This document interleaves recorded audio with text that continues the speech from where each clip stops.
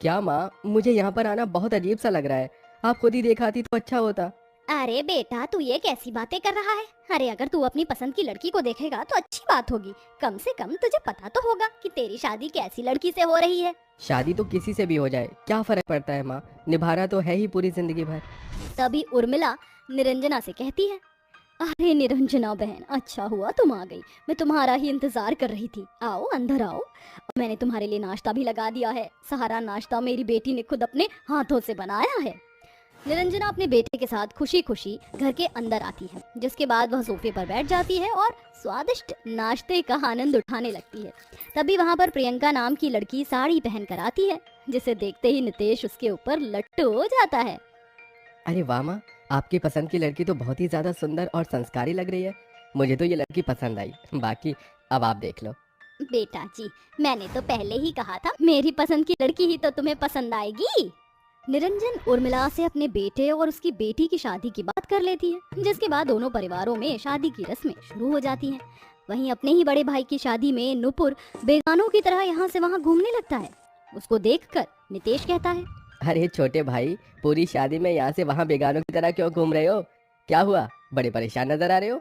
अगर कोई परेशानी की बात है तो अपने बड़े भाई को बताओ। क्या पता मैं तुम्हारे साथ मिलकर तुम्हारी परेशानी को दूर कर दूं। कोई भी मेरी परेशानी को दूर नहीं कर सकता। आप रहने दो, आप अपनी शादी को संभालो। नुपुर ऐसा कहकर वहाँ से चला जाता है। वहीं नितेश भी शादी की तैयारियों में इतना बिजी होता है कि वो अपने भाई के ऊपर जरा भी ध्यान नहीं दे पाता। ऐसे ही धीरे धीरे वो दिन भी आ जाता है जिस दिन नितेश अपनी पत्नी प्रियंका से शादी करके उसे घर ले आता है। वो दोनों घर के दरवाजे पर खड़े होते हैं। अरे वाह, बिल्कुल चांद का टुकड़ा लग रही है मेरी बहू, बहुत प्यारी लग रही है। निरंजना अपनी बहू को घर के अंदर ले आती है। तभी दरवाजे पर नुपुर भी एक मुस्लिम लड़की के साथ आ जाता है और अपनी माँ को आवाज लगाते हुए कहता है, अरे माँ, बड़े बेटे की बहू का गृह प्रवेश भी कर लिया और उसे घर में बुला भी लिया। अपने छोटे बेटे और उसकी बहू को घर के अंदर नहीं बुलाओगी क्या? नुपुर की ये सारी बातें सुनते ही निरंजना हैरान रह जाती है। उसे कुछ समझ ही नहीं आता।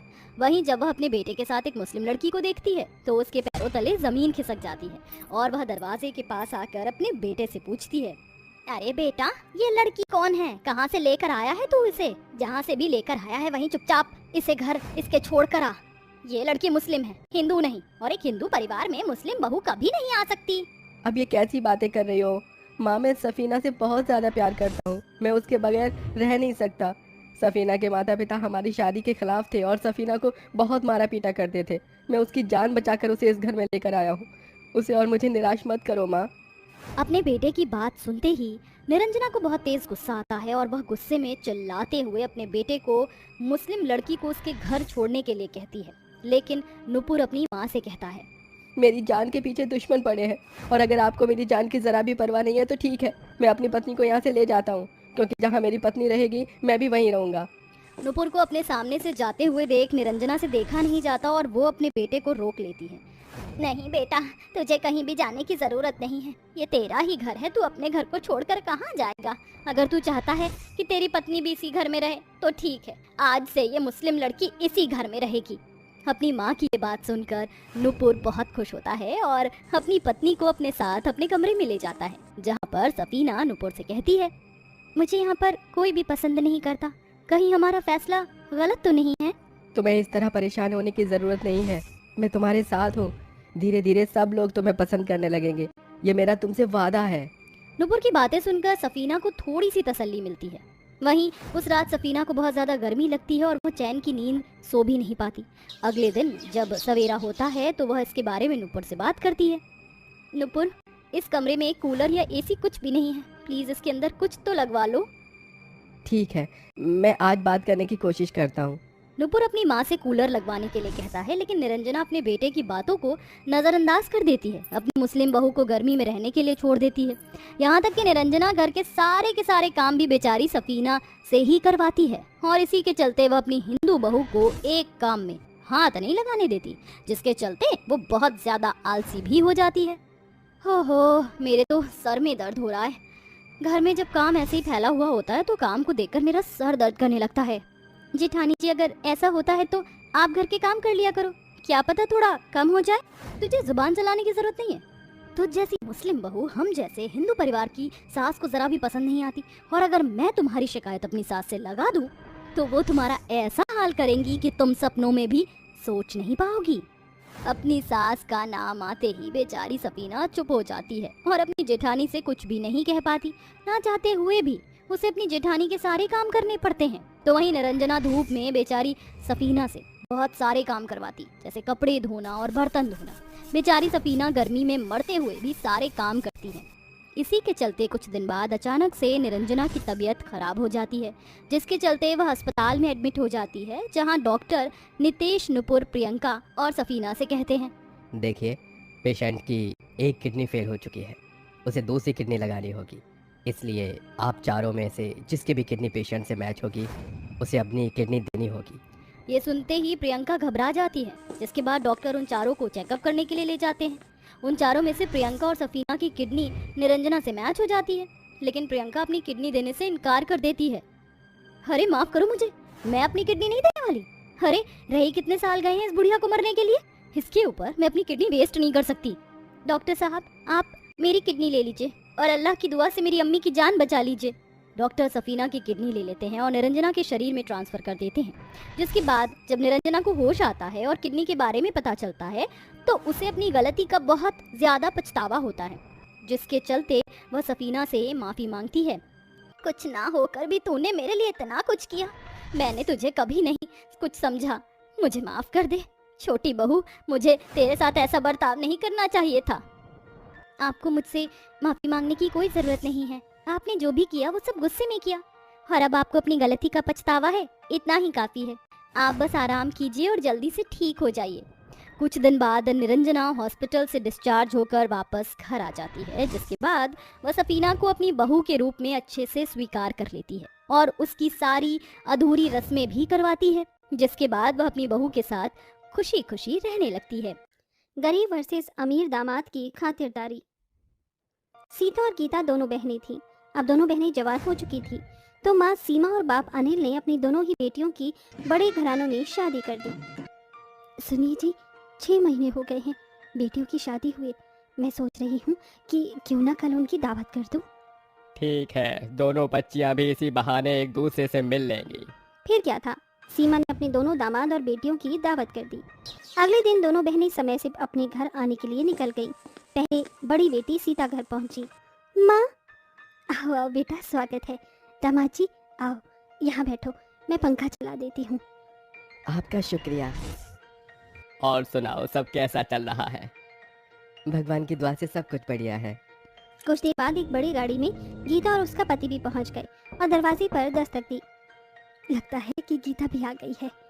सीमा और अनिल ने अपनी दूसरी बेटी का भी स्वागत बड़े ही अच्छे से किया और अपनी दोनों अमीर जमाई की भी बहुत अच्छे से खातिरदारी की। दामाद जी बोलो, आप क्या लोगे, चाय या ठंडा? नहीं नहीं सासू माँ, कुछ नहीं, अभी तो बस हवा खाने दो। ज्यादा हवा मत खा लेना, अभी खाना भी खाना है। सभी हंस पड़े। दोनों ही दामाद बहुत ज्यादा अच्छे थे। सभी ने एक साथ मिलकर खाना खाया और शाम को दोनों ही बेटियां वापस अपनी ससुराल लौट गईं। सालों से सभी कुछ बिल्कुल इसी तरह से जारी था। सीमा समय समय पर अपनी दामादों को खाने पर बुलाती और बदले में उसके दामाद भी अपनी सास ससुर के लिए बहुत सारे तोहफे वगैरह लाते हैं। ऐसे ही सिलसिला जारी था कि एक दिन, शौर्य जी, अगले रविवार माँ ने हमें रात के खाने पर बुलाया है। अच्छा, क्या हुआ, आप खुश नहीं हो? वो बात नहीं है गीता, जानती हो आज मेरी एक बहुत बड़ी कंपनी के प्रेसिडेंट से डील थी। तुम तो जानती हो कि मेरा बिजनेस कितना ज़्यादा घाटे में जा रहा है। अगर वो डील क्रैक नहीं हुई तो मेरी कंपनी डूब जाएगी। शौर्य ने ऐसा बोला ही था कि तभी उसके पास ऑफिस से कॉल आया। सर, वो डील उन्होंने एक्सेप्ट नहीं की। उन्होंने हमारी कंपनी के रिकॉर्ड्स देखे, हर रिकॉर्ड में बस नेट लॉस ही है, इसलिए उन्होंने वो डील दूसरी कंपनी को दे दी। बेचारा शौर्य कुछ बोल नहीं पाया। उसकी आखिरी उम्मीद भी अब खत्म हो चुकी थी। कंपनी के लॉस को भरने के लिए शौर्य को अपना गाड़ी, बंगला सब कुछ नीलाम करना पड़ा। मुझे माफ़ कर दो गीता, मैं तुम्हें एक अच्छी ज़िंदगी नहीं दे पाया। आप माफ़ी क्यों मांग रहे हो, इसमें आपकी गलती नहीं है। चलिए हम मेरे मायके चलते हैं, जब आपका कोई काम जम जाए तब हम लौट आएंगे। शौर्य ने अपनी बीवी की बात मान ली और वो उसके मायके आ गया। मायके आकर गीता ने अपने माँ बाप को सारी बात बताई। ठीक है, तुम दोनों यहाँ बस रह लिए यहाँ। अरे एक दिन की बात थोड़ा ही है जो हम एडजस्ट कर लेंगे। देख गीता, घर में जगह कम है और तू और तेरा पति गार्डन में बने हुए उस खाली कमरे में जाकर रह लो। क्या? लेकिन माँ, उसमें तो पहले हमारे जानवर रहते थे, लेकिन अब तो वो खाली है ना। जाओ जाओ, उसी में जाओ। गीता को अपने गरीब पति के साथ अपनी माँ का बर्ताव जरा भी अच्छा नहीं लगा, लेकिन गीता चुपचाप अपने पति के साथ उस छोटे से कमरे में आ गई। मुझे माफ कर दो शौर्य जी।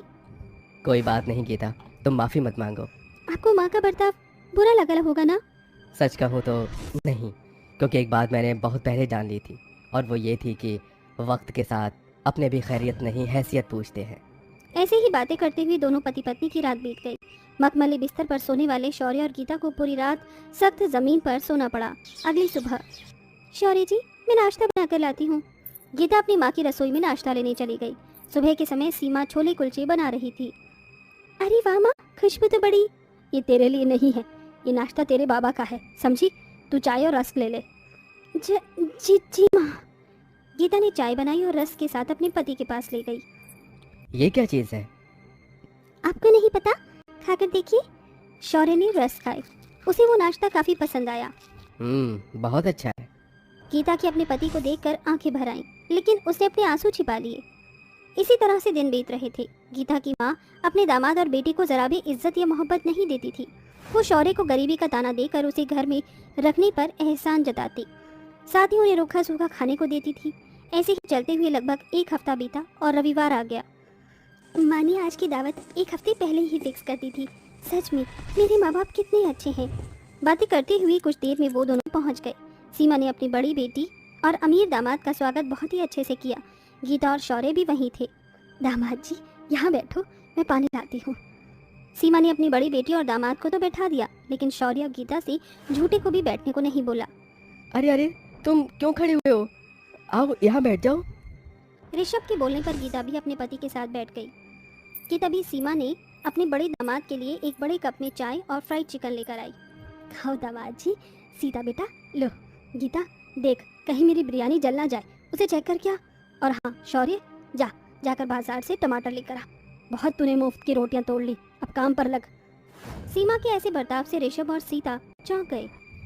माँ, आप ये शौर्य से किस तरह बात कर रही हो? आप एक तरफ तो मेरी इतनी ज़्यादा खातिरदारी कर रही हो और शौर्य के साथ ऐसा बर्ताव। सीमा चुप हो गई कि तभी किचन से निकलकर गीता बोली, जीजू, माँ हमारे साथ ऐसे ही करती है क्योंकि हम गरीब है ना। गरीब? सीता के पूछने पर गीता ने उसे सारी बात बता दी। और बस इसीलिए माँ हमें एक कौड़े की इज्जत नहीं देती। क्या माँ बाप भी अपने बच्चों से ऐसा बर्ताव और भेदभाव करते हैं? पूरी बात सुनकर ऋषभ बोला, तो क्या ये आपकी सच्चाई है? सासू माँ, इस तरह से अगर कल को मेरे साथ कुछ हो जाए तो आप मेरे साथ भी ऐसा ही करोगी क्या? जाहिर सी बात है, आप ऐसा ही करोगी। तो ठीक है, अगर आप दोगली हो तो मैं आपसे कोई मतलब वास्ता नहीं रखूंगा। चलो सीता। अपने दामाद को जाता हुआ देख सीमा को उसकी गलती महसूस हुई। मत जा सीता। ऋषभ बेटा रुको, मुझे माफ कर दो। मेरे बच्चों, ना जाने मुझे क्या हो गया था। शौर्य, गीता, तुम दोनों भी मुझे माफ कर दो। वैसे मैं माफी के लायक नहीं हूँ, लेकिन फिर भी मुझे माफ कर दो। मेरे जाने से आपको एहसास हुआ ना सासू माँ, सबका दौर एक जैसा नहीं रहता है। शौर्य और गीता अब गरीब है तो क्या, ये अभी भी आपकी बेटी दामाद ही हैं। तो आपको इन्हें वो प्यार और सम्मान देना चाहिए, क्योंकि जिंदगी में बस माँ बाप ही सच्चे होते हैं। अपनी जमाई की बात सुनकर सीमा को अपने किए पर बहुत शर्मिंदगी हुई। उसने सभी से माफी मांगी। शौर्य, तुम्हें परेशान होने की जरूरत नहीं। मैं तुम्हें अपनी कंपनी से थोड़े पैसे उधार दे दूंगा, तुम उससे अपना बिजनेस बढ़ाना। तुम्हारा शुक्रिया ऋषभ। दोनों दामादों ने एक दूसरे को गले से लगाया। शौर्य ने ऋषभ की कंपनी से पैसा लेकर अपनी कंपनी में लगाया। उसके काम ने कुछ समय बाद ही तरक्की पकड़ ली और फिर से शौर्य को उसका सब कुछ वापस मिल गया। उसने ऋषभ को उसका पैसा लौटाया और सभी खुशी खुशी रहने लगे।